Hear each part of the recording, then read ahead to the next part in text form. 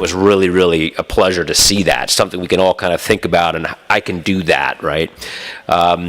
Today is this session is the capstone to our stream, and it's really what are the states doing? It's the state view, and I think we're just privileged to have, as the moderator of the session, Ms. Poppy Khoza, who's going to be the moderator. Ms. Khoza is the Director General of the South African Civil Aviation Authority. She has served in senior aviation management positions for more than 14 years and has received a number of awards of achievement. One most notably was received in 2012 when Ms. Khoza had bestowed upon her the meritorious award as South Africa's most influential woman in business and government. So it's a real pleasure to have her offer to moderate this session. She's also the chairperson of ICAO's Aviation Security Panel. So the floor is yours. Thank you very much. Thank you, Declan. Maybe just to clarify the very last part, until recently, I've handed over the chairmanship to New Zealand. Yes, thank you. It is indeed my pleasure to moderate our final session for the cyber threats stream on the question of what have states achieved so far to building a resilient system. States and air navigation service providers are also an important part of the cybersecurity, safety and resiliency ecosystem. There is a continuing need to review security policies and procedures as technology and cyber threats keep evolving, and the need to protect critical infrastructure. This morning, we are going to hear from 3 very informed speakers who will be able to provide the state and ANSP perspective, and by doing so will share their experiences with us, and at the completion of their presentations, will be able to take questions. Consistent with the previous sessions, all questions can be posted on the Pigeonhole, so please do field your questions on the Pigeonhole.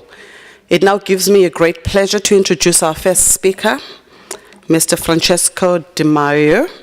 Francesco, representing Kenzo here today, is Head of Security Department at ENAV, Italian Air Navigation Service provider, with a background from intelligence and law enforcement, currently chair of the Kenzo ATM Security Working Group, intensively working on information security and the relationship with safety. Francesco's presentation, Transforming Global ATM Performance, is going to provide us with a holistic approach to data security. Francesco, the floor is yours. Thank you. Good morning, ladies and gentlemen, and thanks for this invitation. Kansas is very proud to present a very pragmatical approach to the cybersecurity. And I will start with the consideration Professor Chris Johnson made yesterday with the Dubai paradox. The Dubai paradox, the defenders aviation security persons are very strong in matters of procedures, risk assessment, etc., but a bit poor about technology implementation and how to forefront the emerging threat. On the other side, we have an attacker very, very performing in terms of technology, availability of resources, personnel, but they don't care about procedures and risk assessment, etc. So we try to explain how we can do a trade-off for this activity. And I want to share with you the point for an ANSP, how to practically face this problem. I want to start with a simple consideration. Any aviation operator and ANSP first are subject of a duty of care in order to protect the human life on board on the ground, the regularity, the efficiency of the transportation by air, and in the complex protection of travelers by air. So for doing that, it's clear there is a responsibility and accountability for that activity. And cybersecurity, which I prefer information security, is not only matter or technology. It's a very holistic approach, as Poppy told us before, because it encompasses processes, procedures, equipment, and human factor, which is crucial for that. So, considering two main pillars, security by design and security through life cycle, we clearly intend that security is not a vaccine. If you have in place a good system at the time zero, it's not considered a secure forever system. And this is the problem, to face a continuous need to improve, to adapt, to respond, and to recover even, because 100% of security is not possible anyway. So the main point is not only assess the threats, but also consider your own vulnerabilities. Consider your assets, the deep knowledge of what you are. Knowledge is power, but also know yourself. Consider that, for instance, NSPs is a stratification of different technology, not only COTS, but also legacy systems. Some of them also not very recent, and they didn't apply for security, because at that time the concept was we are in a closed system, so we are secure by definition. Not considering also the insider threat, voluntary or non-voluntary insider threat, the obsolescence of the systems, the theme safety versus security. Consider the patching system. When you have a system that works, safety guy says, hey, don't touch it, it works very well, it's perfect, don't touch. But security says, hey, if you don't patch the system, you will be in troubles very well. So we have also to consider interdependencies with ancillary systems, telecommunication providers, energy, etc. So a very complex scenario. And considering that liability is what you do before, not after a security breach, and liability and responsibility are very serious factors from a legal perspective, but also from a moral perspective, considering what is the first aim of the Annex 17 and the principles are based on Annex 17, we have to consider the principle of due diligence, not only performing protection in general, making a good system safe, secure, and reliant, but also to apply something that works in monitoring and applying the technology forever. We need to also to demystify cybersecurity, because today anyone talks about cybersecurity, but we have to understand exactly what is a cybersecurity. We in aviation have a sound specific concept for safety, a traditional concept. Safety and security can be merged in a very common view, considering the differences and considering the common impacts that a safety breach could have on safety. And that results in another problem. Today we have over everything, over regulation, over audit, over oversight, over costs, and the need to be serious in the approach also with the vendors, with the provider of services, etc. So, what is the response? I will present you very briefly the experience for the Italian air navigation provider. INAV has a security operations center. I would prefer an integrated security defense center since 2009, recently renewed in 2015, which is in very simple way, the translation from theory to action. This is in the framework of the national strategy for cybersecurity.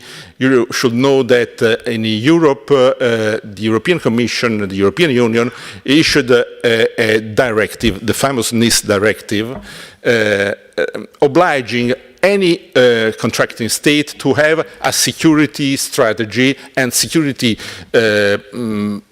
platform in order to provide regulation, but also incident handling in a federation of security centers of excellence at European level in order to share information, etc. And INAV is part of this strategy. The INAV Security Operations Center encompasses the whole activities, not only the operational data, but also the business data, which are relevant for us because we are also an entity quoted on the stock market. It's a transversal activities and as a set of services that encompasses the pillars I mentioned before, security by design and security through life cycle.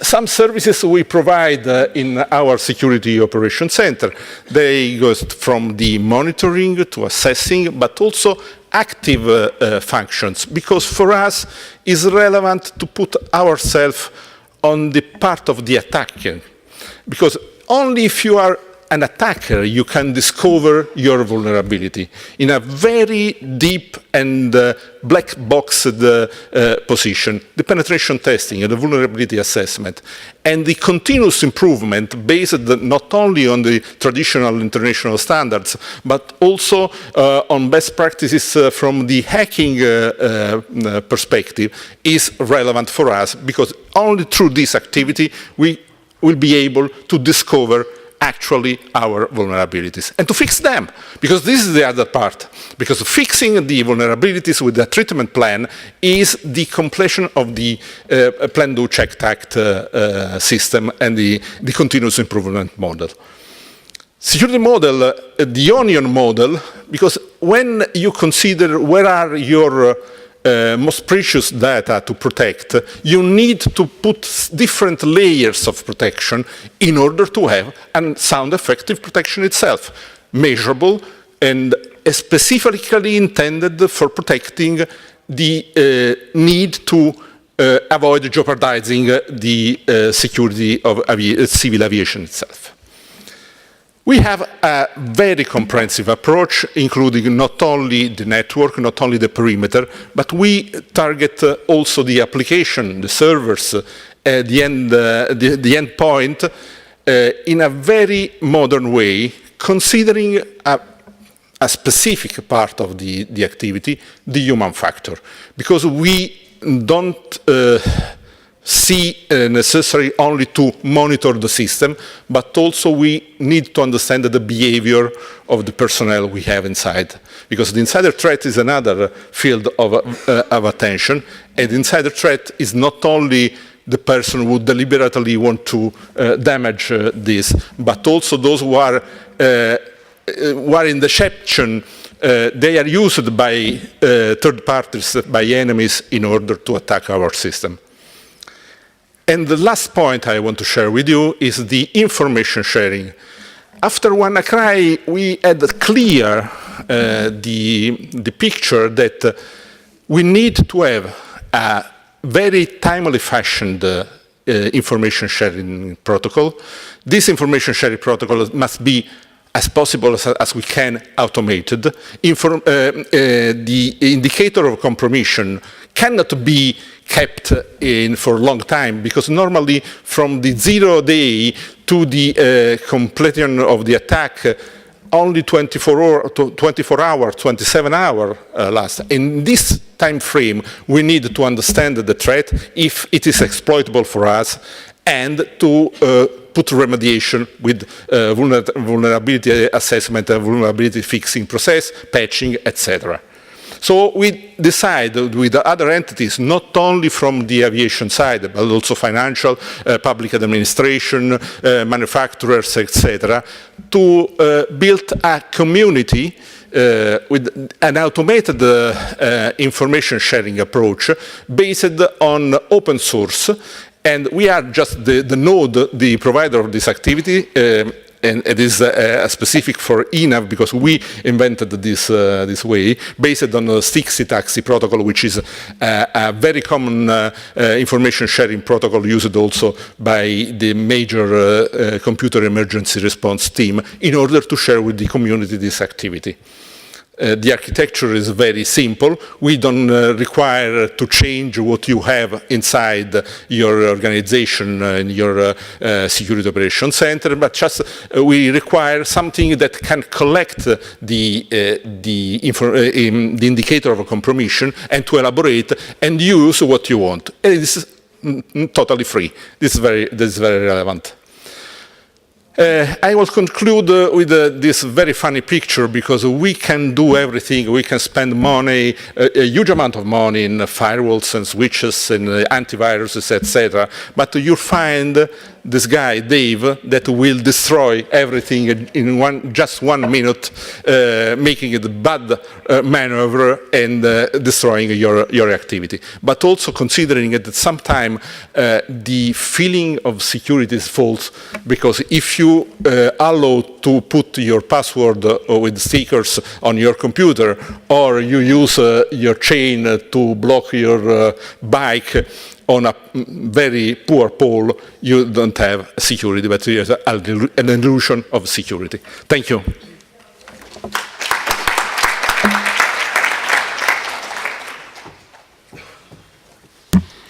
Thank you, Francesco. That was quite an interesting presentation. Ladies and gentlemen, it now gives me a great pleasure to introduce our next speaker, Mr. Patrick Mana. Patrick is EUROCONTROL's Cybersecurity Project Manager, which include the European Air Traffic Management Computer Emergency Response Team and PKI, or Public Key Infrastructure. Patrick's presentation will provide an overview of the EUROCONTROL approach to cybersecurity, safety, and resiliency, starting from risk identification and analysis to future needs. Patrick, the floor is yours. Thank you very much. Good morning, everybody. Thank you very much for giving me the opportunity to show what we are doing in Europe. So typically, Europe being Europe, it's not always easy. But I think what we have to start with is last year ANC resolution. I think it's really interesting to look at the text, because frankly I was impressed by what was done. And coming back to the Dubai paradigm, I think that yes, we have an excellent ground. I think when you look at the text, everything is there. I've just taken a snapshot of those, and I think it's giving us, I would say, confidence that at least from a policy point of view, we are there. So now the subject is more implementation, and that's where it's becoming a bit more tricky. Why? Because unfortunately, in cybersecurity, there is no silver bullet. So you can do whatever you want. You won't find the solution that, okay, problem fixed. It's easy. It's not costing a lot of money. My problem is solved. So the issue we have is that cybersecurity is this kind of story where, you know, you can spend a lot of money. There is this notion of cost. You don't make revenue. And even though you're spending money, you don't have even 100% assurance that you're protected. And what I like in this drawing, and you can, I'm sure you have appreciated the shape of the window. You have noticed that? You can put a lot of things in place, being human, being technical, being procedural. Well, it's difficult. And I will make a lot of analogy with doping, you know.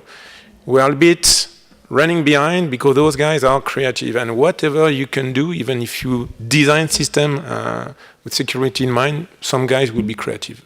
So it's a kind of race. And the idea is to raise the bar, to make their life more difficult. And I will show you how we can do that. So one thing I was willing also to open the eyes is that, well, Chris yesterday mentioned the state-sponsored attack, which is definitely one. Another one is that you need to understand that cybersecurity, it's a business. It's not anymore the issue of teenagers. It's a business. They are making money. Last year, for the first time, cybercrime generated more money than physical robbed attack, you know, with robbers, with gun attacks. So we are moving away from taking physical risks versus cyber, where it's so easy to hide behind things. So you can look at the prices. From what I've been told, this slide is those data were collected 2 years ago.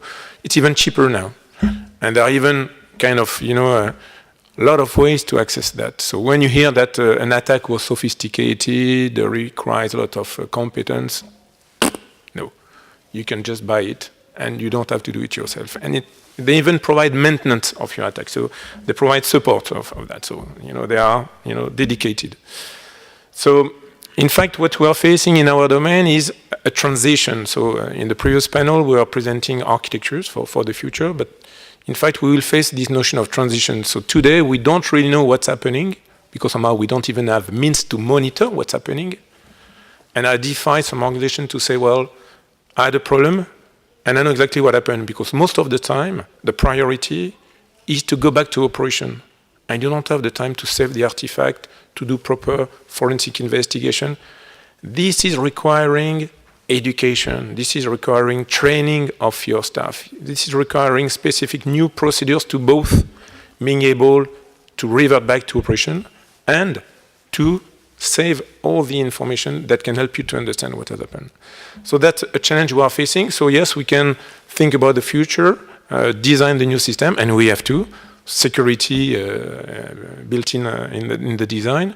We have to think about putting in place domain names, PKI, things like that. That's excellent. But in the meantime, we have also to think about transition. So that's why don't be surprised that if you invest, you may still have some systems which are legacy, which are a bit more maybe difficult to protect. And this is a reality that will survive. So again, unfortunately, no silver bullet.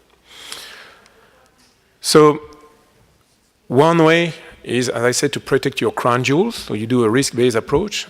And the problem is, in this notion of risk-based approach, the impact, we know it very well, but the likelihood is something very difficult. I have a lot of respect for the FSEC panel, where they are trying to identify what is the likelihood of something happening, because this may change quite rapidly. And again, an example of doping, the World Anti-Doping Agency, I think it's on the other side of the street, just above IATA. With one report, the likelihood completely changed. When the McLaren report was published, I think it was some years ago, they went from likelihood to be attacked, which was low, to likelihood to be attacked, which was more than high. They have lost everything. So this is difficult to understand. We are there is a societal dimension, or geopolitical, however you want, you can call it, that is there to challenge a bit our ability to manage that. So that's one of the difficulty. The difficulty, so it's to perform this security risk assessment, identify your crown jewels, and protect them. Protect them means, well, you need to understand what are the ways you're operating it. And obviously, this is including the human dimension, the procedural dimension. It's not only technology. So as in safety, when I started 20 years ago to put in place safety management system, the biggest cause of accident is the human still. Well, for security, the human is still, Dave is still there, acting every day. And as Francesco correctly said it, it's not always intentional. So we have to think about being attacked directly and indirectly. Just an example, how many times do you think that an air traffic control center like Maastricht is trying to be entered by some guys which are not in the white list per hour? Well, on average, 1,000. So 1,000 times an hour, there are some guys trying to ping the system, though they should not. Why? We don't really know. We don't have the time to investigate. But this is reality. There are a lot of things happening today, every day, at any second. So you can protect yourself, but it's difficult to understand how you can be effective if you make a mistake in your firewall, you open the door, and all that is suddenly entering. So it's just a human error in the configuration of your firewall. So you need really to have, and that's maybe one of the quick wins, a good level of education, of training of your staff. Invest in that so that they understand the good ways of performing. When we open a letter, all of us, there are certain things that we naturally check because we have been educated. Well, we should do the same for emails, for digital information. So think about that. Training, education, invest in your staff. So put in place a management system, being information, being cyber, and we'll see later, we'll have to reconcile that with safety. And of course, monitor, understand what's happening in your system. Otherwise, somehow, you're lagging behind. You don't even know that something has happened. And something on which I will insist is to share information. When you are a predator, when you are a wolf pack, what you try to do, your first, I would say, strategy is to isolate the prey. Well, typically, that's what we need to do to avoid, by sharing information, is stay grouped. They are, I would say, maybe they don't have policy, but they are efficient. We need to be also efficient. So this number was given to me by someone from the Department of Defense. For €1 they spend to prepare an attack, we, each of us, spend on average 30 to 40 euro to protect ourselves. We need to change the balance. How can we change the balance? Is by, of course, having this kind of resilience umbrella, and it's, again, people, procedure, equipment, with on the left side a strong commitment from the CEO, because if he's not committed, you won't have the money, you won't have the budget, you won't have the resources. And people, procedure, equipment, not only technology. From the beginning, from the design, till, I would say, the decommissioning of the system. And what is a challenge for us is that integrity, availability, yes, we are familiar with that from a safety point of view, but confidentiality, that's something that is a little bit new. So protecting your system, yes, but where do you stop? That's difficult. That's all the supporting assets, and look at those. I think about heating, ventilation, air conditioning, building management system, power supply. So Chris yesterday showed you that we're using in aviation a lot of systems which are used in energy. They are the same. So they know how to attack that. It's done, proven. They did it. And also, the resilience is not only, I would say, in just putting in place certain elements which can give you some kind of illusion. Typically, the firewall, only the antivirus, they can only stop what is already known. It's good already, don't get me wrong, it's good, but it's not sufficient. And where we are also a kind of challenge ahead of us is that, we have built resilience so far mainly on safety grounds. But from a security point of view, dissimilarity may not be an issue. Just have two ways of attacking and the scenario. Okay, the scenario is a bit more complex, yeah, clear. But they may know about it and attack two systems at the same time. So you think that you're redundancy and oops, you have nothing. So we need to reconcile safety and security because there are, as Francesco said it and others said it before, there are various aspects, patch in security, stability in safety. In security, when you want to understand how an incident is progressing, you need to let it go, so that you understand it. In safety, you don't like that. You want to stop it. But sometimes they go together. My team has done a penetration testing of ARTAS, which is a surveillance system that we use in Europe. And typically, what was interesting is that we found out that ARTAS was rather robust. Why? Because it's SWAL3, so it's software assurance level, so something like a DAL between C and D. So that has helped to make the system, the product more robust. So you see that sometimes safety and security go together, but not always. And that's where we need to reconcile, because at the end we have one system, one service. We don't have two of them, depending on the situation. So one objective I think that we need to give us is to share information. Coming back to my wolf pack, today we make their life too easy. By making security a national issue, we just give them the good ground to stay isolated. So we have to work all together to share information. Back to the ANC resolution last year, share information, let's do it. And sharing doesn't mean only giving information, it means receiving. So you will benefit from that one day. So that's really something that we need to think about. And an objective could be, let's try to be, I would say, challenging. An attack may work maximum once. So that once we know, we share it amongst us, and then at the end, this is not happening to others. It's a dream, don't get me wrong, I'm not dreaming. But, I was recently in a conference in the road industry, they have an objective of 0 death. Okay. What is important is that an important aspect I want to insist on is this notion of trust. And I'm sorry to take this example, but it's easy to say it, but let's take yesterday, Chris asked many times, don't take pictures, and he had to repeat it many times. So, it's easy to say trust each other, but it's so difficult to achieve it. And that's also human behind, the fact that you leak some information most of the time is human behaviors. It's not only a technology issue. So that's where we need to be good at.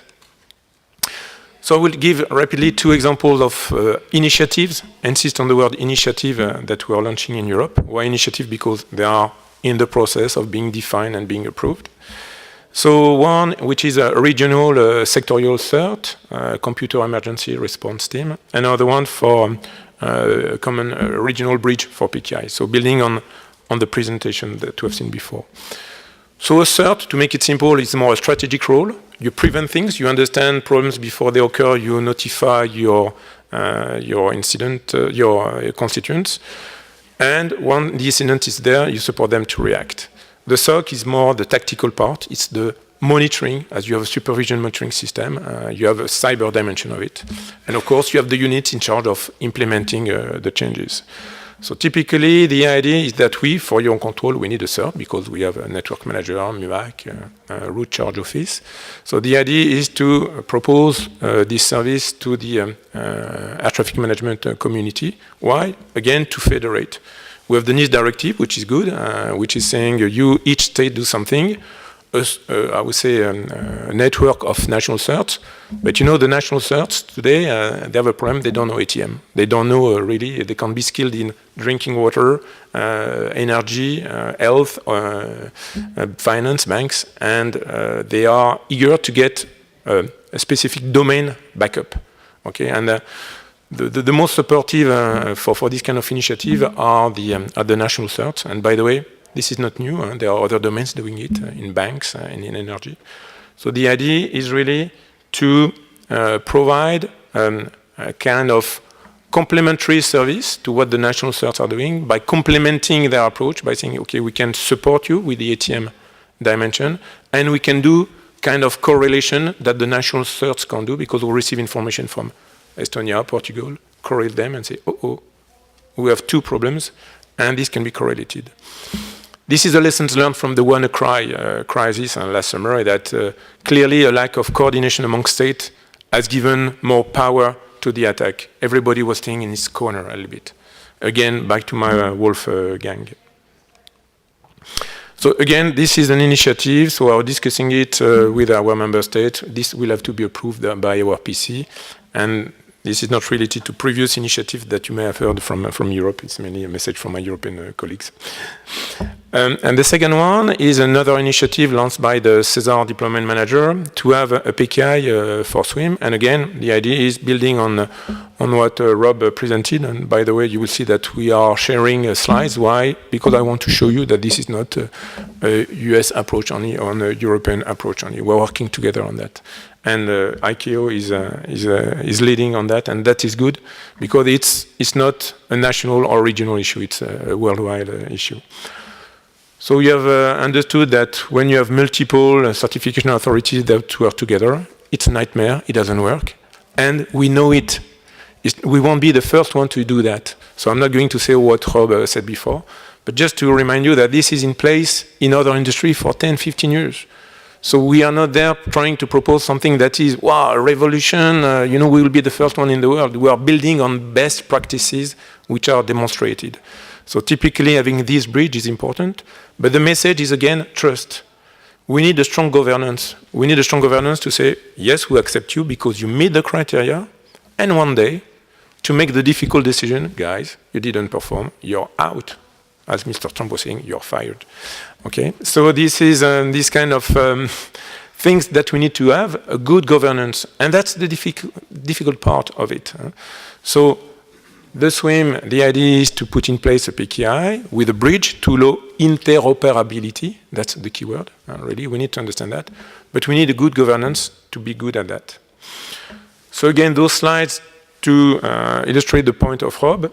And typically here, ICAO has definitely a role in the policy, in the framework, in the guidance, probably also in playing a role in the bridge, maybe not immediately because it takes time. So here you can see that the trust is delegated to ICAO, though in this model the trust is amongst some regions.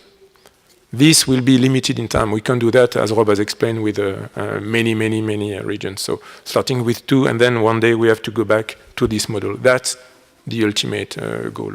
So that's where we will have to be one day. Again, this slide on governance, I insist on that. This notion of trust is the same as Jerry. Again, just to show you that we are not working in splendid isolation. And again, I insist on this notion of trust. It's new. In fact, when During years, I was part of a group of safety occurrence investigators, and there was no problem sharing a safety occurrence.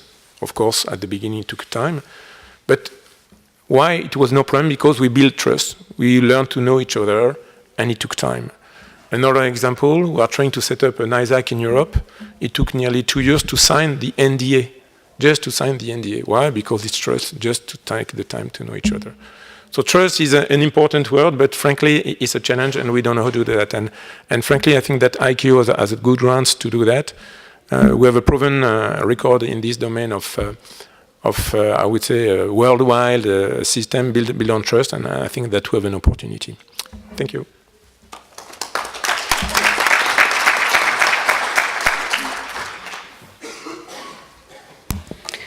Thank you, Patrick, for that presentation. Moving right along, it now gives me great pleasure to introduce our next speaker, Mr. Jean-Paul Morieux. Hope I got the surname correct.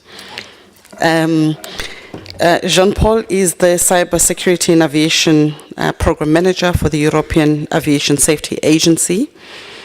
Jean-Paul leads the Cybersecurity in Aviation project of EASA, which is defining the respective strategy of the agency and responsible for, inter alia, rulemaking, international collaboration, and the establishment of the European Centre for Cybersecurity in Aviation. He has been involved in cybersecurity for about 20 years and joined EASA in November 2015 after more than 27 years at Airbus. Jean-Paul's presentation, titled The EASA Perspective, will take us through their journey to achieving cyber resiliency from the regulatory perspective. Jean-Paul, please take to the podium. Thank you. Thank you very much, Poppy. I think in the previous presentations, not only the last two, but also the other streams, almost everything has been already said. So I don't want to add to many of those elements in addition. But there are a few things that, from a regulatory perspective, still can be added, because beyond events like this one or the ones that we organize ourselves, where we promote taking cybersecurity into consideration when designing systems, operating systems, maintaining systems, and systems in the larger spirit. It has been said 2 times, systems are people, processes, and equipment.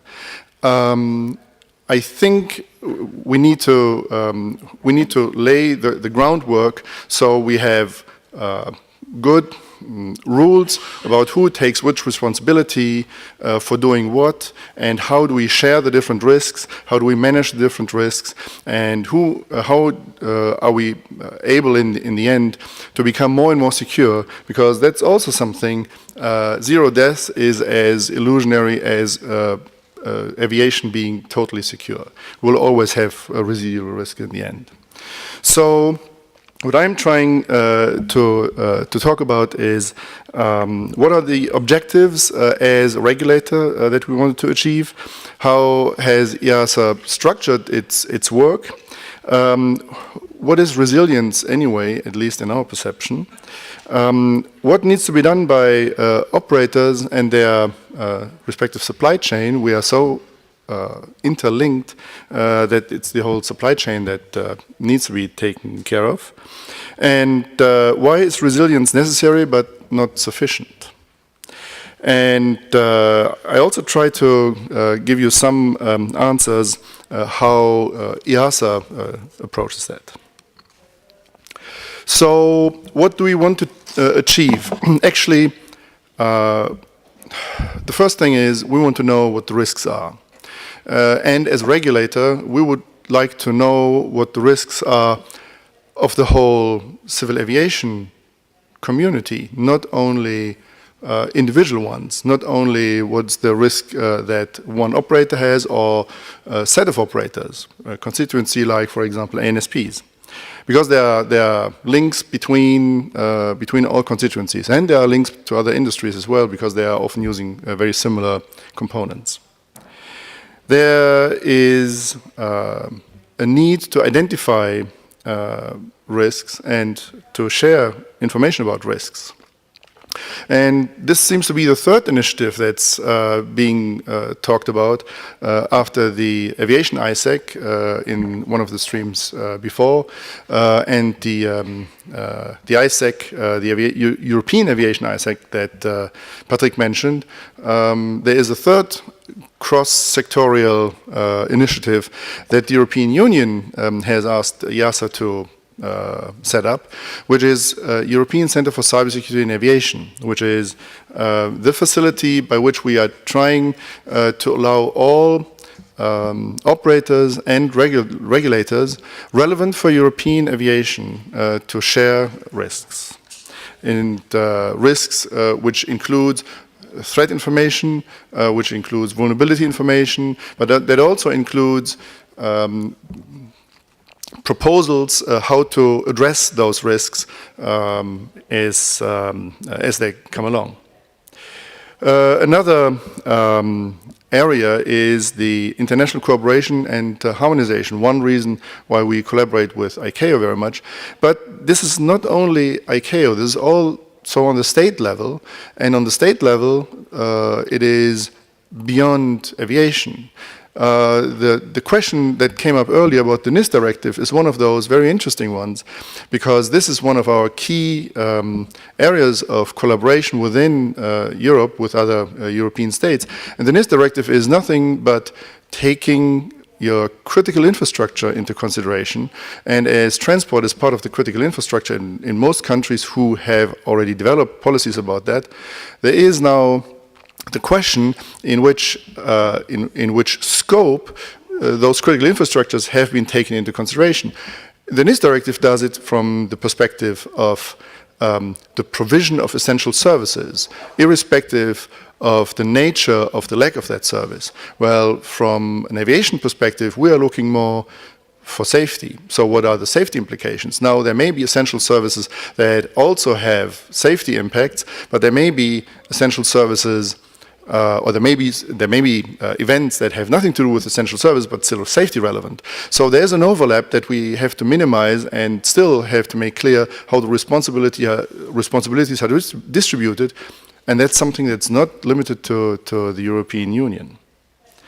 There's another area also, which is national security, which is equally touchy, in particular as soon as you have cyber attacks.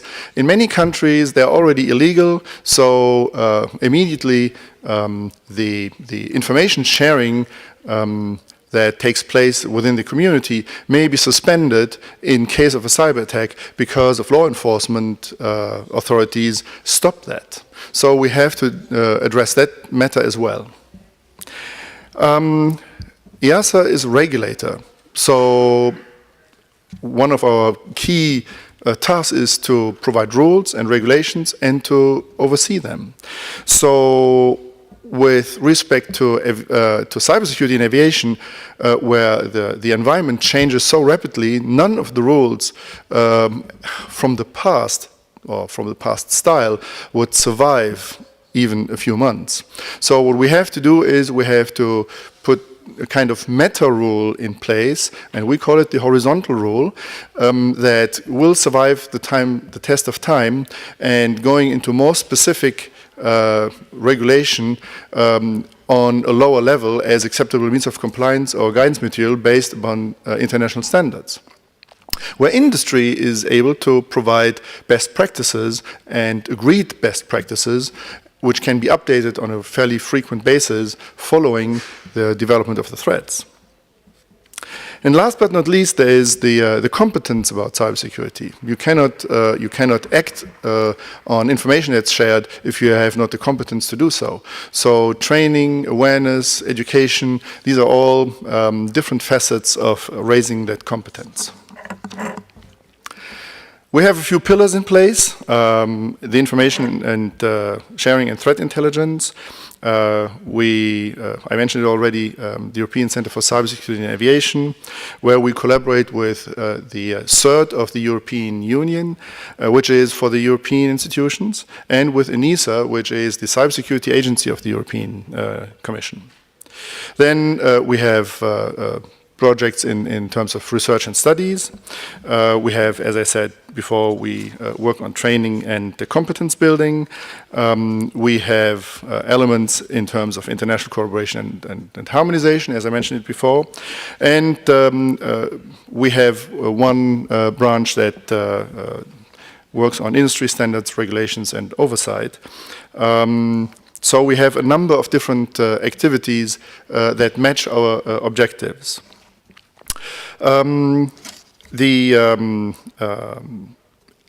The visibility of what we are trying to do in research, and I'd like to go into that because we didn't hear about research very much in the other streams.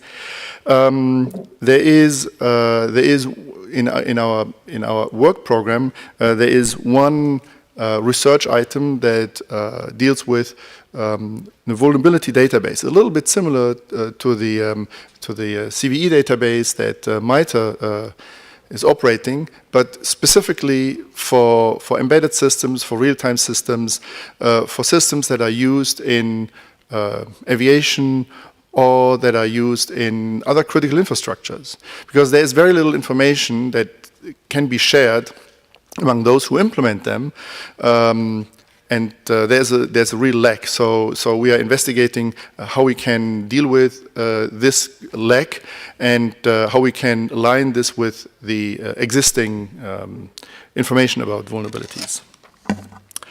So resilience is an objective, and we are trying to make sure that European aviation will be resilient by 2025, which is already a pretty ambitious goal. And the definition that we have agreed with the different constituencies in Europe is that it addresses the ability to prevent disruptions, to prepare for and adapt to changing conditions, and to respond and to recover rapidly from disruptions, ensuring the continuity of services. Well, there's a way how you can see that. You can have a fragile system, which is a system that slowly degrades. It's a little bit similar to the analog world. You can have a robust system that is robust to the point that it completely trips and then it fails. And you can have a resilient system that recovers after a short period of time and continues to operate. Well, in order to get there, you need to meet some critical elements of resilience. For example, you need to identify your critical service and the scenarios that would impact that, which means you have to protect your crown jewels. You need to build a layered systems to allow partial and recoverable failures. Well, that allows you to avoid the domino effect. And you need to stay networked. Talk to each other, and there's a great value of information sharing, and we talked about this before, so I don't have to repeat that, which means collaborative intelligence. So that is not all. We have a dream, and in this dream, we would like to make the system better than just resilient. We would like the system to become more and more capable to withstand attacks and to increase its ability to come to close to being a secure system. We know we will never reach that, but that's the ultimate benchmark. And the idea is the concept of anti-fragility. It's a little bit like your human body works. Your immune system, which gets stronger and stronger with every sickness that you are able to deal with, or your muscles that become stronger with every training unit you're doing when you're running your, I don't know how many miles, or being on your bicycle or whatever. So what are we doing actually to get there?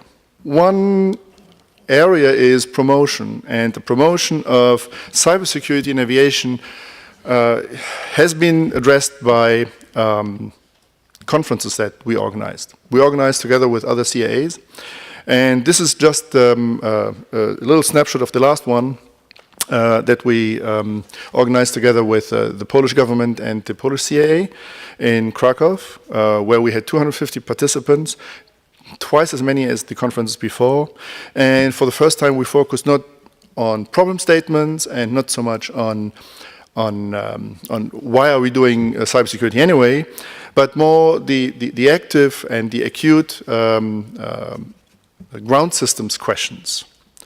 And in all of them, we had a few work streams.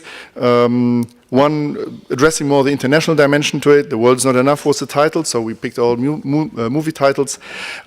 So people got some idea of what we wanted to talk about.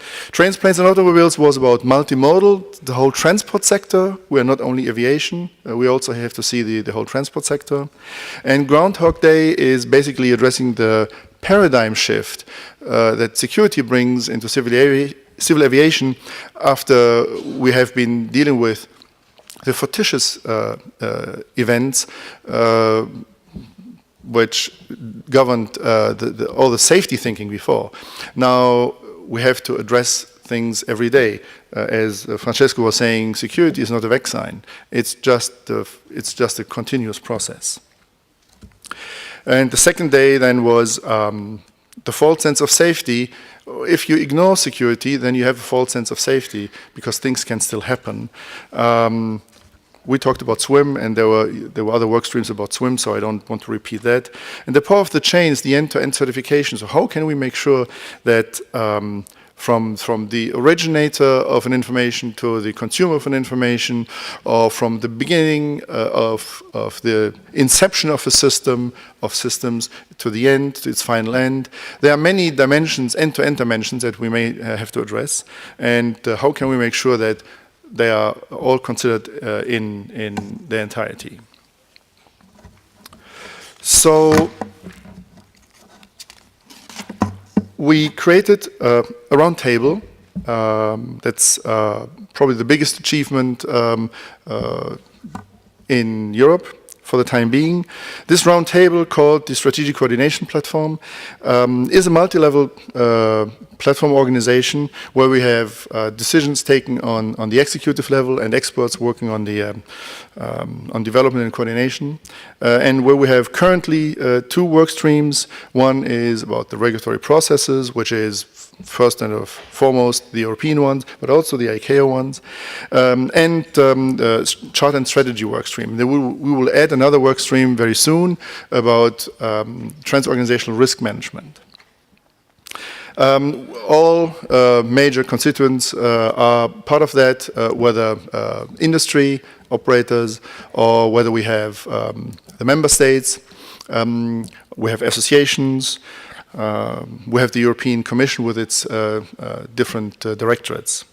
So this is the body that will define the strategy for cybersecurity and aviation for Europe. And it's also the body that will continue to coordinate, so there is a unified European approach towards how to address cybersecurity and aviation. And this is a discussion that is probably most relevant right now, the regulatory process work stream, where we will create the horizontal cybersecurity rule. This cybersecurity rule, as I mentioned before, will address all subsectors, whether airlines, ANSPs, airports, flight operations, all organizations that are relevant for civil aviation will be impacted by this rule, and that rule will define roles and responsibilities for all different sectors. There are common requirements in there, and there will be specific requirements because one size doesn't fit all. It will be very high level, so it will pass the test of time. That's at least the goal. And it will primarily be coordinated with all the different management systems. So one part of that will be an information security management system. And yes, we also prefer information security management system. But maybe cyber was supposed to give us more money. Well, anyway. So on the product level then, we will have also a kind of horizontal rule that will address all the different parts well, whether it's large aircraft, helicopters, engines, you name it. They will also be part of that regulatory activity. So just 2 key messages and takeaways. Resilience is just the first and very important step because the system is not yet really resilient, but there need to be more steps. It's not the end of where we can stop. And the second one is we need to have a horizontal approach. If we keep stovepiped as we are currently, then we'll not be able to fight the attackers, which are very well integrated. Thank you very much.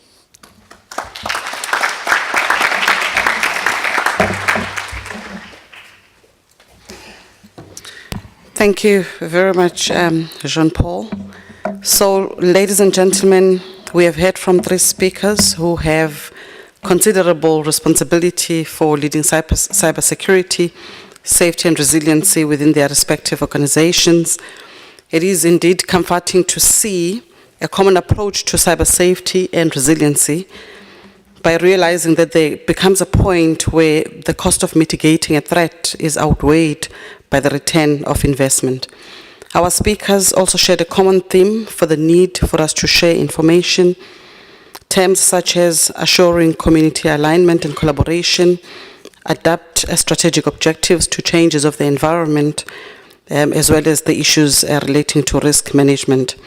So there is an obvious need for our community to work together, to share information, to take an appropriate response to a threat, to neutralize it, and to reduce the opportunity of it infecting someone else in our community. Perhaps this is an item for inclusion into the strategic roadmap on cyber being led by ICAO and supported by the industry. So as I had indicated earlier, we are now moving to the Q&A, and I will rely on the questions that are posted on the Pigeonhole. But perhaps before we even get to those questions, I've got a few questions that I would like to ask our panel. And the first question to Jean-Paul. Of course, you were the last one, so you get the first question.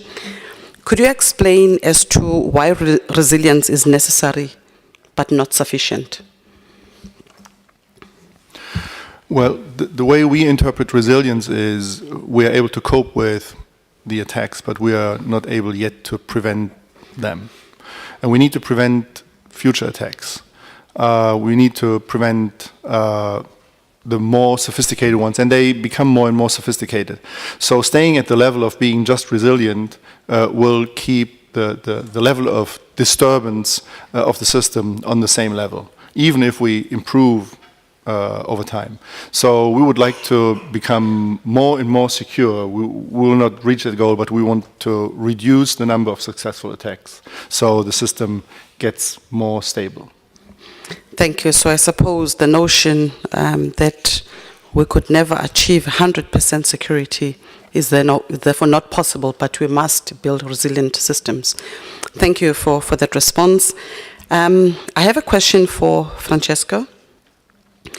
The provision of air navigation services is a very advanced technological domain in which availability, integrity, and authentication of operational data are attributes directly related to safety.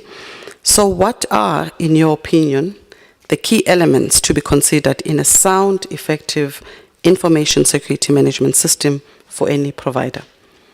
Thank you, Poppy. I just want to recap to my mind the first slide of the ICAO course for Aviation Security PMC here in Montreal.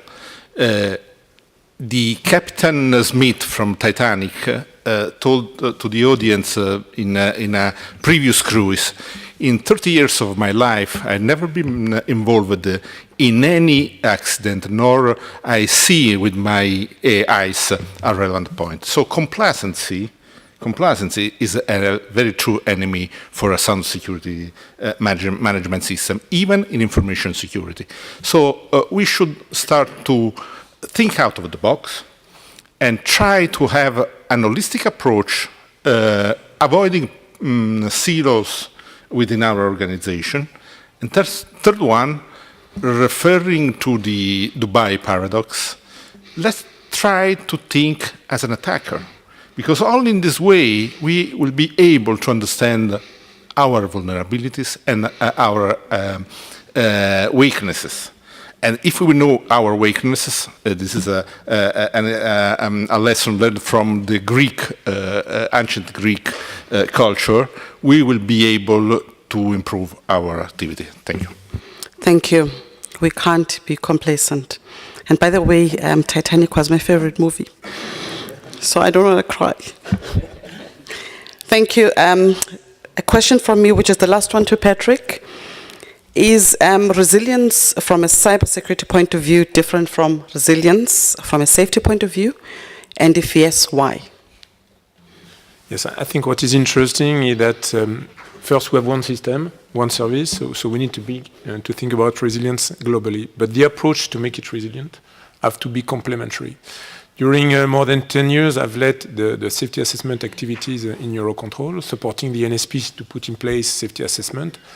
And we were excluding typically the fact that some guys intentionally, when I say intentionally, it can be direct or indirect, were trying to break things to happen.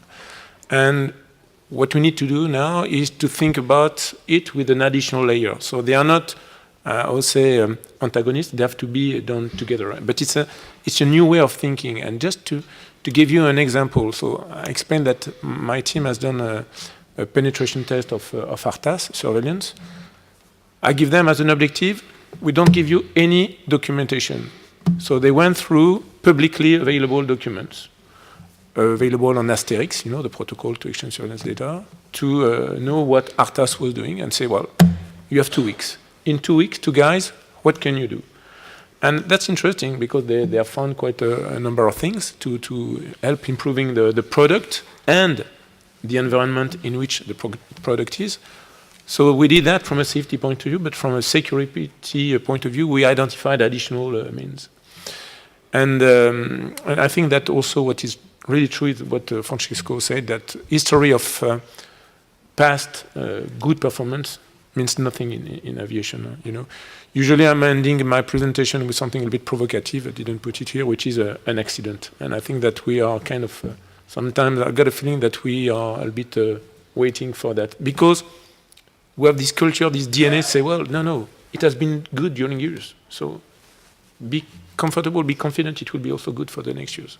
So that's where, we need to think about it, to build on what was done, don't get me wrong, don't throw it to the bin, but add an additional layer to make our system even more resilient and, as Jean-Paul is saying, prepare the future. Thank you, Patrick. I suppose the layered approach is what we need. And you also interestingly indicated that we need a new way of thinking.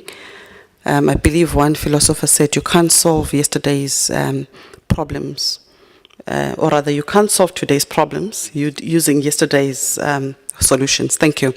So now I turn to the questions that are posted already on the Pigeonhole. I'll start with the question that has attracted more votes. And this one, I will direct it to EU. And that will be between EUROCONTROL and EU. You will decide who goes first, perhaps. And the question says, in EU, NIS, and NIS, I believe it's Network and Information Systems, directive is a mean of cyber compliance. What is your opinion of ICAO's role, and especially an opportunity with, supposed to update Annex 19, integrating cyber and risk management? So the NIS directive in Europe is a big change. By the way, it's not impacting only aviation. It's for whatever domain. It was published by DGIT. So at the end, you have an annex with a minimum list of domains, which are health, drinking water, banks, finance, energy, and so on. So it's not only aviation; it's transport globally. And I think it's giving the good ground to start with, I would say, a way to think about it. I would say, personally, I have a little problem that it's very much focused on the national dimension of it. So, but before, I would say, running, you need to crawl and to walk. So that's where. And I think clearly, this is compatible with what we do in ICAO. It's a kind of European view of it.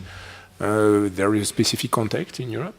But clearly, when I look at the paper that was tabled by the Commission last year to prepare the ENC, the NIS directive was known at that time. It was even published when the paper was finally tabled. So this is consistent. European states have been consistent. They knew about it. And what has been tabled to ICAO to prepare the ENC was in line of that. So clearly, a message is saying, well, what we do in Europe is kind of maybe good practice. We can expand that to an international level. But I think it's really important to stress the importance in aviation that by definition is not a national only issue. It's you understand that you fly from country to country, so it's an international problem. So ICAO definitely has a role to play there. Thank you. Yes, Francesco? Just from the ICAO perspective, since I'm a member of a working group Annex 17, I remember the discussion for the Amendment 16 to the Annex 17 and recommended practice 491 and 492 to be elevated to standard. This is the point. It's a very relevant point because it's hard to balance the need to have a legal framework worldwide applicable and the need to perform also no state left behind. Because security is a cost. Information security is a huge cost. It's a domain also of vendor. It's a business, practically. So when we decided, and the community decided to elevate to standard the recommended practice 491, the reason was that anyone agreed during the last AVSEC panel to have at least an information security management system in place. Thank you. Anything from you, Jean-Paul? Just very briefly, I don't want to repeat what has been said already. I think, as I mentioned earlier, critical infrastructures are something that you have in all countries, and the interference, the legal interference also, but also the operation one between different aspects of critical infrastructures and transport being one of them, will be something that has to be taken into consideration by ICAO as well. So ICAO cannot put any standard in place that would automatically interfere with that. So there's a risk, and ICAO just needs to be cognizant of that. Thank you. So I'll move on to the next question. In terms of initiatives to have a resilient system against cyber attacks, how is the aviation industry compared to other industries, such as banks and communication companies? Anyone can take it. In fact, to prepare our project, I've been in contact with many other industries. And typically, what we presented on the PKI, that's something that we have learned from other domains. When I think about also sharing information, that's something that I've learned with, for example, the banks. I was in Toronto for a Cyber conference in October. 7,500 persons attending from cybersecurity point of view for the banks. So I understand now why my bank thinks are so high, but at least they are concerned. So when we prepared our project, we visited many other organizations, and one point I want to insist on is they clearly said, you can share information. Most of the information can be shared being de-identified. And today there is a kind of, I would say, bad excuse, which is, this information, I can't share it because, there are some sensitive information part of that. Well, most of it, I would say 95% of information can be shared once they are de-identified. And this is already a value. There are not so many cases when I can say, well, I keep it for myself. And this is what I've learned from other domains, is that it takes a time, and the most important aspect, again, is trust. That's really a message that I've collected from the other domain, is it's working, step by step, slowly. And then you have some levels where somehow you have opened too much.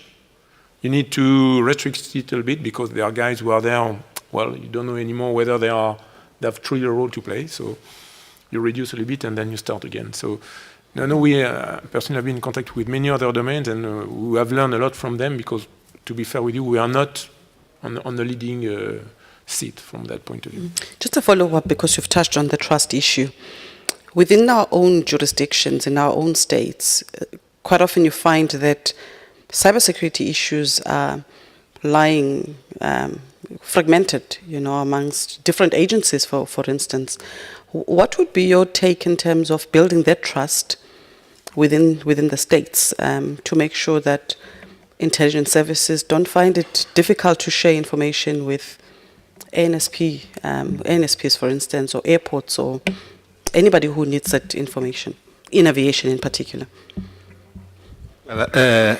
This is a point that the NIS directive at EU level, European level, has been addressed, because the need to have an authority for this, specifically aimed at resolving this contradiction, because we have a lot of domains, a lot of activities, a lot of threats that could be common to other sectors. And this is a fragmented way. The need to have a unification and the need to have a unique funnel in order to get all information related to threats, to incidents, etc., when they are relevant for the whole community. The second point is a domino effect, because some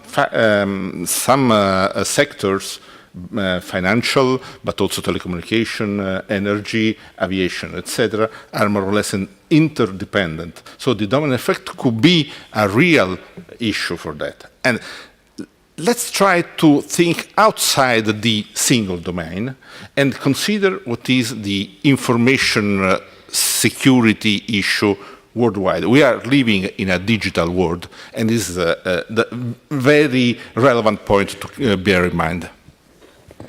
Thank you. Another question from the Pigeonhole. An attack scenario concerns a lot of actors, and that is airlines, airports, suppliers, ANSPs, etc. How define a common identification about cyber threats concerning air navigation, transport sector? I don't know if I read that well. Did you get the question? So, an attack scenario concerns a lot of actors. I won't list them. I believe how to define a common identification about cyber threats concerning air navigation, transport sector. Patrick? So typically, that's what we are trying to do. So in fact, when you identify an attack, you have various ways. It can be what we call the TTP, so technique and procedures of the hackers, or a kind of specific scenario they are operating. And what today is a challenge is to identify what is relevant to a stakeholder. The big risk we have today in cyber is to overwhelm with useless information. I can send to Francesco 8,000 pages of information a day. Most of it is irrelevant, useless. So the big challenge today is try to understand what is relevant. And to do that, we need to work together. Because if I know that Francesco, for example, is using systems from Leonardo, I'm not going to bother him with information which are related to scenario impacting, I don't know, Thales or Hydra or Frequentis systems. And that's the same for many other things too. Today, one of the challenge is to extract the information that is relevant, not to miss it, and to send it to the relevant stakeholder so that he can take action. But you see that this is meaning that somehow we know what are the assets in a specific organization, and that we know what are their ways of being protected, so that we understand whether it's worth warning them or not. So it shows that we need to work together. It's collaborative work to help understanding what are the attacks and help those protecting from these kind of attacks. Thank you, Patrick. Another question. For ANSPs, do you advocate redundant and separate supply system for the same function, or redundant systems from one supplier? And this is a very interesting point, because one of the obligations we have as air navigation service providers is to ensure service continuity or business continuity, which is relevant for us not only for revenues, of course, because we are not banks, but especially to provide safety, continuity, and efficiency of the air system. One of the points of the business continuity plan after the business impact analysis is the relevance of the critical assets, including also provision of services, telecommunication, grid power, etc. And this is relevant for each stage of the business continuity. Italy, for instance, is providing a very relevant and duplicated activity for telecommunication, ground to air, satellite, etc., even for surveillance purposes, for communication purposes. And we are changing dramatically this activity, considering that we need to have a balance between cost and efficiency. And this is a challenge, as you can imagine. And this challenge can be resolved through the risk management and the impact management related to the whole plethora of risks we have. That's why we need to consider information security more than cybersecurity, because also a fault, also a leak of communication, etc., could impact the continuity of services. Thank you. Another question. So we've spoken a lot about building resilient systems. So there is a particular question here that is asking, is there a tangible measure to determine if the system is resilient enough? I don't think it's a tricky question, but it's a question anyway. Well, first, as Francesco is saying, you have performed a risk assessment, so you know what is the level of performance you expect from your system. You have identified performance requirements, being safety, security. One of the things that you can do is, well, first, by monitoring your system, you can see how they perform, how once they are kind of stimulated, how they react.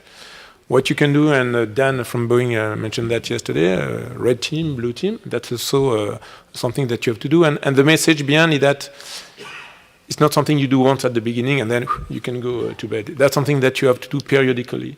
So it means that you need really a system to analyze the occurrence, understand whether those occurrences are challenging your thought about your way your system are performing. So you have to put kind of means in place, performance indicators, to analyze the occurrence, understand whether lessons have been drawn, to perform periodic testing. And one of the challenges in our domain is changes. On average, on a big ACC, you have one major change per month. On an airport, nearly 2 per month.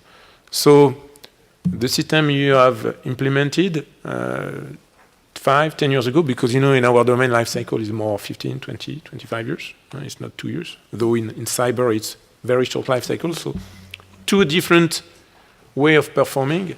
But typically, the challenge for us is to maintain, so to look at it every day, to learn from what has been done, and to never, what Francesco was saying, complacency, say, well, I've done it, I'm done. So yes, you can put indicators in place, but again, there is no silver bullet. Thank you. Do you want to add, Jean-Paul? Yes, I'd like to add to that. The day-to-day business is not only to respond to incidents, but also to anticipate the potential for incidents, because they may have, and now I'm coming back to the safety aspects of it, you may have potential for safety effects as well, that you, as soon as you discover them, you should act on them. That's the legal basis in many countries. So vulnerability management is also part of that. So don't rest on your laurels that you did what you were supposed to do, but now you need to be proactive, and the environment changes, there will be new threats, and if you don't look at your systems, at your implementations, then you may never anticipate that they are coming up. So one of the reasons why we see there's a lack of vulnerability information for systems, that's why we want to investigate whether there is value in having not public, but a community database on vulnerabilities, so we know and can share that information to those who from those who found them to those who didn't find them yet, because that's part of that. So that comes on top of that, and it can be measured as well. How many vulnerabilities is the community finding, and how well are we equipped in doing that? Thank you. So I think all three of you as our panelists, you've consistently talked about the issues of information sharing. So one of the audience member is asking a question. You mentioned the importance of sharing information, and I think in his or her experience, information on potential threats or actual attacks are usually classified information. How can this be handled? For me, it would be the question, who classifies those? Because if your organization experiences an attack, then it's only your organization classifying it. And of course, information in information sharing, there is a classification scheme, but it's not so much whether it's secret or not, but it's how you want to be handled by others who receive it. Is this information that is so sensitive that you only whisper it to your neighbor's ears or your friend's ears, or is it something that you put on the web?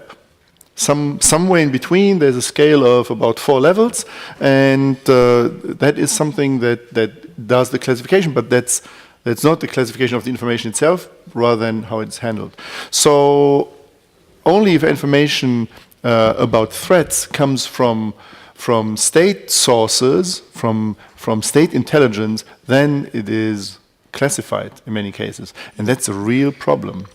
Because, and you alluded to that earlier, or one of the other questions, how is the information sharing between aviation and other areas? If it's the state area, the state intelligence area, unfortunately, very often information sharing means you share with us, but not the other way around. I will add something about this, because we should have a very pragmatic approach.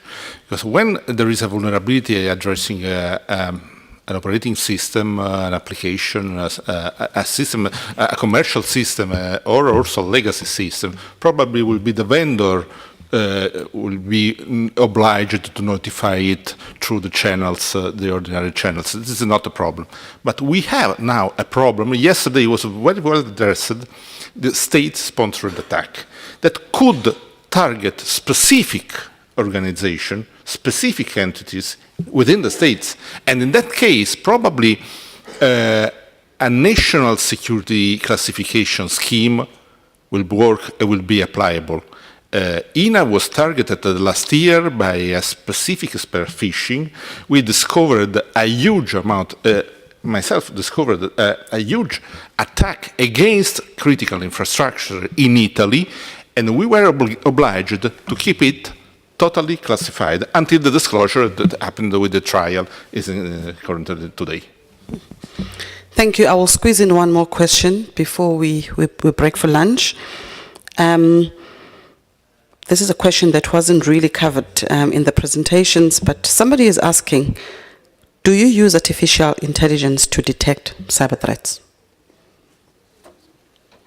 Patrick? That's one of the challenges today, is the analysis of cyber threat intelligence. So we're working with the community of certs, mostly national certs, and also I would say with vendors, because that's clearly something that we have to consider. As I said, the amount of information that you have to dig in is huge, and I would say a lot of it is crap, to be fair, is or kind of not really either relevant or correct. So that's something that needs to be done. So in Europe, we have quite an active community of national certs working on various tools which are trying to use artificial intelligence. Plus, typically also industry is working, for example, for what we call the tier 1 in a SOC. So the guy who is receiving an alert triggered by the CM, Security Incident Event Manager tool. And this guy, usually in 30 minutes, he has to make a decision whether it's a false positive. It's quite a difficult job, quite boring. You do that 2 years and after that you want to change. And typically, the idea is to replace this kind of first layer of I would say, analysis by artificial intelligence. So yes, we have to go through because there are so many information. We are talking about big data there. It's a lot of data which are behind that. So we need to go to that. Again, it won't be magical, but it will, I would say, eliminate a lot of information which are useless, not relevant, or false positives, so that you can work and concentrate with the human guys on what is to be analyzed. Thank you very much. So it looks like ICAO has a mammoth task ahead. I believe that the discussions and the clarity that we received from our panel will indeed assist ICAO in terms of shaping the strategic roadmap on cyber. And I think we will end it here. The time is now 12:30. I will encourage, I couldn't get to all the questions, but I will encourage the participants perhaps to touch base with them. Our panelists during tea break, during lunch break, maybe to engage more on this very crucial topic of cyber threat. I'm going to now thank our panel. I know Declan. No, Poppy, very, very well done. And thanks to the panel. Thank you. It was excellent, excellent work. Francesco, Patrick, Jean-Paul. So that concludes the cyber stream. We're going to head out for lunch. Please do continue this conversation. It's I know for me, the action list I have as I leave here, I'm not going to come back to one of these for a while because I got a lot of work to do now, which is the point actually. But so we're going to have a lunch break. There is an AirNav talk during lunch, 20 minutes from 13:30 to 13:50 at CR3.